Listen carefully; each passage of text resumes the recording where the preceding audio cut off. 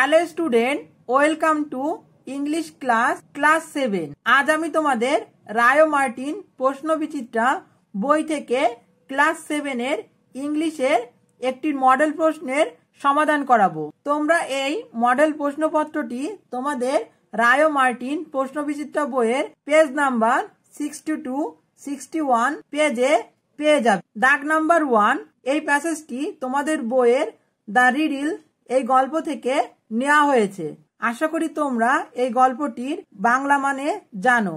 আজ আমি তোমাদের কিভাবে এই গল্প থেকে উত্তর খুঁজে খুঁজে নিয়ে প্রশ্নপত্রের সমাধান করা যায় তা শেখাবো। চুজ দ্য কারেক্ট অল্টারনেটিভ, সঠিক উত্তরটি বেছে নিয়ে লেখো।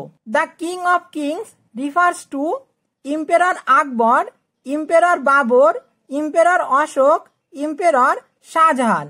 রাজাদের রাজা বলতে কাকে বোঝানো হয়েছে? সঠিক answer emperor Akbar. The emperor was having a walk at dawn, at night, in the morning, in the afternoon. সম্রাট কখন হাঁটাহাঁটি করছিলেন? ইন দ্য মর্নিং, সকালবেলায়। Birbal was Akbar neighbour, emperor friends, a minister of the emperor, a wise man. Birbal কে ছিলেন? বীরবল ছিলেন a minister of the emperor. Emperor Akbar was walking in his palace, room, garden, guest room. সম্রাট আকবর কিসের মধ্য দিয়ে হাঁটাহাঁটি করছিলেন? সঠিক অ্যান্সার হলো garden. Akbar liked arts, science, both A and B, none. Akbar পছন্দ করতেন আর্টস অ্যান্ড সায়েন্স দুটোকেই পছন্দ করতেন। সঠিক অ্যান্সার হবে option C, both A and B. What kind of a passage is this? Story, essay, play, novel. এটা কি ধরনের গল্প? এটা হলো একটি story. Write T for true and F for false statement. নিচের বিবৃতিগুলি সত্য হলে টি লিখতে হবে এবং মিথ্যা হলে এফ লিখতে হবে। Akbar had fascination for arts, science, literature and music. Akbar কলাবিদ্যা, বিজ্ঞান, সাহিত্য এবং মিউজিককে ভালোবাসতেন। এই উক্তিটি হবে সত্য। আমরা এখানে টি লিখব। There were flowers of equal shape and size in the emperor garden. সম্রাটের বাগানে একই আকৃতি ও আয়তনের ফুলের বাগান ছিল। এই উক্তিটি হবে মিথ্যা। সম্রাটের বাগানে বিভিন্ন আকার আকৃতির ফুলের গাছ ছিল। Answer the following question. নিচের প্রশ্নগুলির উত্তর দাও। হু ওয়াজ আকবর? আকবর কে ছিলেন? Answer Akbar was the third Mughal emperor. Akbar ছিলেন তৃতীয় মোগল সম্রাট। Who was he walking with in the garden? তিনি বাগানে কার সঙ্গে হাঁটছিলেন? He was walking with Birbal in the garden. তিনি বীরবলের সঙ্গে বাগানের মধ্য দিয়ে হাঁটছিলেন। Which subject was he interested in? তিনি কোন বিষয়ের প্রতি আগ্রহী ছিলেন? He was interested in arts, science, literature and music. Answer the following question. নিচের প্রশ্নগুলির উত্তর দাও। Who lightly draw its breath? কে ধীরে ধীরে তার শ্বাস প্রশ্বাস নিচ্ছিল? A simple child lightly draw its breath. What does she feel? She feels its life in every limb.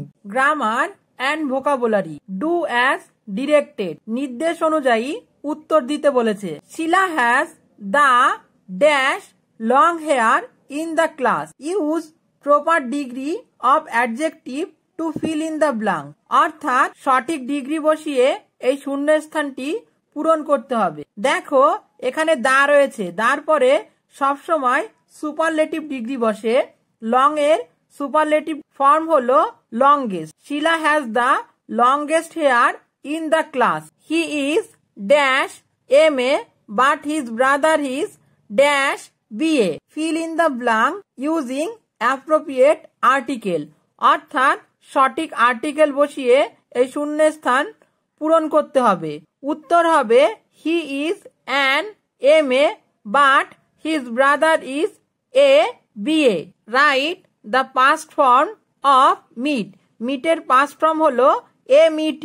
Narendra Modi dash visit Banaras today. Use present continuous tense of the verb given in the bracket. আমাদের এখানে present continuous টেন্সের structure অনুযায়ী এই শূন্যস্থানটি পূরণ করতে হবে।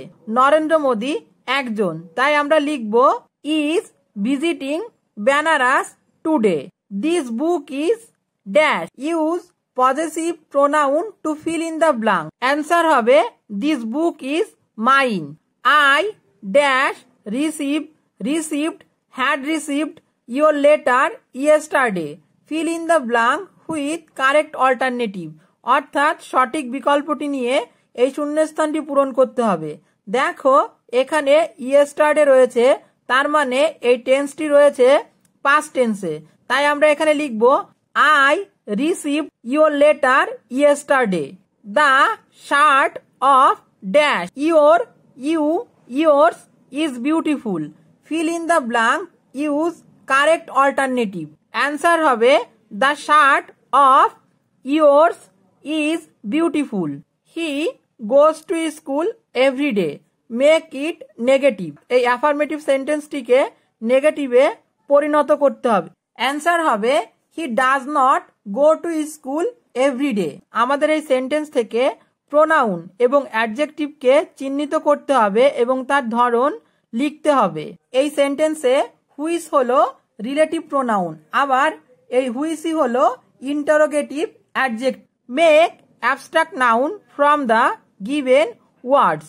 আমরা যদি কিংকে অ্যাবস্ট্রাক্ট নাউনে পরিণত করি তাহলে আমরা লিখতে পারি কিংশিপ অথবা কিংডম।